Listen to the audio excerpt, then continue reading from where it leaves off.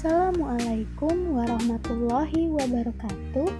Halo semuanya, perkenalkan saya Yulia Utami dari kelas B Indralaya, jurusan Administrasi Publik dengan nomor induk mahasiswa 0701 1282 025063 dari Universitas Sriwijaya.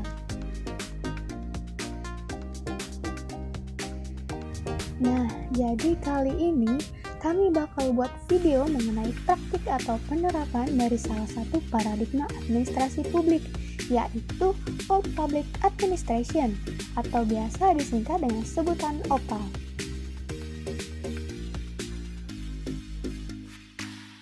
Tapi sebelum masuk ke pembahasan inti, kami mau jelasin dulu nih kalau di dalam sistem ketatanegaraan suatu negara, model penyelenggaraan pemerintah itu memiliki posisi yang sangat berpengaruh terhadap jalannya sistem pemerintahan. Setiap model dari penyelenggaraan pemerintah itu pun tentunya dipengaruhi oleh paradigma yang sedang berkembang dalam ranah administrasi publik. Ilmu administrasi publik ini mengalami beberapa kali pergeseran paradigma yang berawal dari paradigma Old Public Administration atau OPA, yaitu sekitar tahun 1885 atau 1887 sampai 1980-an akhir. Kemudian dilanjutkan dengan paradigma New Public Management atau biasa disingkat dengan NPM yang berkembang pada akhir 1980-an sampai pertengahan 1990-an.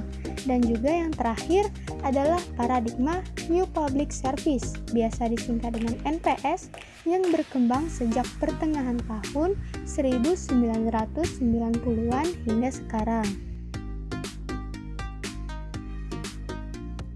Nah, jadi sekarang kita udah tahu nih perkembangan dari seluruh paradigma administrasi publik. Sekarang kita akan masuk ke pembahasan mengenai sejarah dan praktik dari Old Public Administration. Oke, langsung aja simak videonya. Old Public Administration atau OPA pertama kali dikemukakan oleh seorang presiden Amerika Serikat. Ia juga menjadi guru besar di bidang ilmu politik, yaitu Woodrow Wilson. Konsep OPA menurutnya memiliki tujuan untuk melaksanakan kebijakan dan memberikan pelayanan, di mana dalam pelaksanaannya dilakukan secara netral, profesional, dan lurus yang mengarah kepada tujuan yang ditetapkan.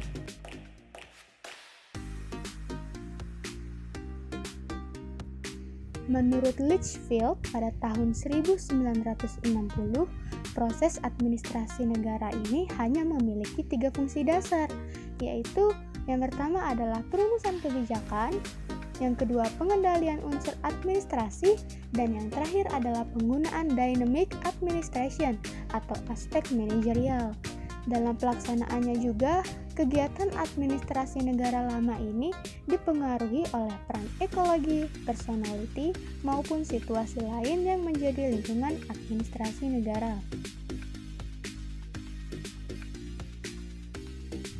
Praktek administrasi negara lama di Indonesia dapat dibagi menjadi beberapa periode menurut Hotley pada tahun 2006 dalam buku Cokro Amijoyo 1965, yaitu yang pertama adalah administrasi negara di zaman imperialisme atau sebelum kemerdekaan. Yang kedua, ada periode pada tahun 1945 sampai 1950. Yang ketiga, periode 1951 sampai 1955, yaitu peletakan dasar administrasi negara pertama.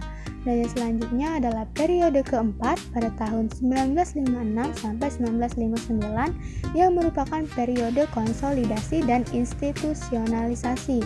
Yang kelima ada periode 1960 sampai 1965 yang dikenal dengan demokrasi terpimpin.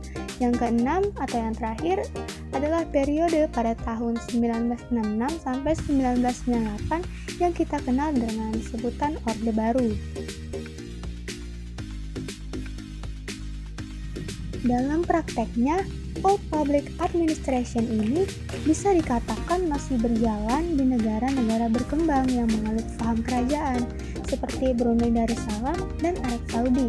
Bahkan juga termasuk di Indonesia, di mana prinsipnya ini berlaku pada masa penjajahan Belanda atau mungkin sampai saat ini masih digunakan di Indonesia.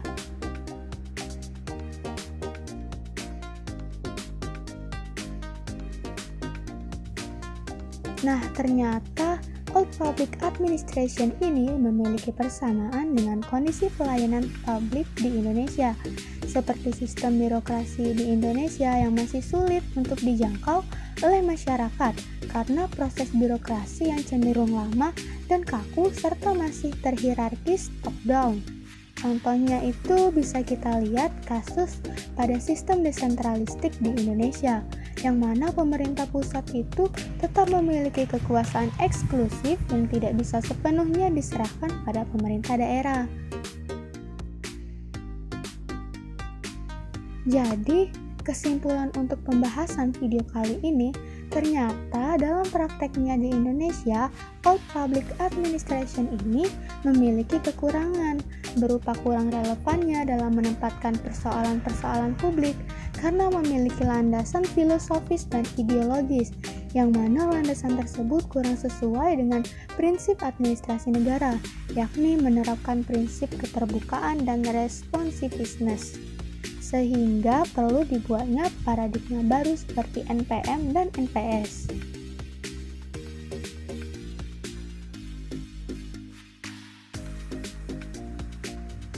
Baiklah semuanya, jadi sampai sini saja video penerapan atau praktek dari paradigma Old Public Administration.